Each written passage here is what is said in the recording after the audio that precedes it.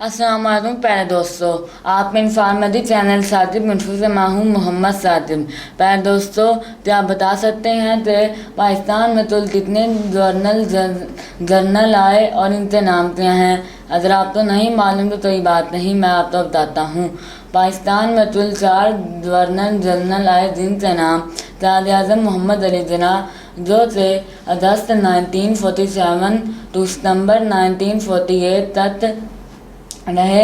इनके बाद ख्वाजा नाज़मुद्दीन, जो थे सितंबर 1948 टू अक्टूबर 1951 तक रहे। इसके बाद मलक गुलाम मोहम्मद, जो थे अक्टूबर 1951 टू अक्टूबर 1955 तक जनरल जनरल रहे।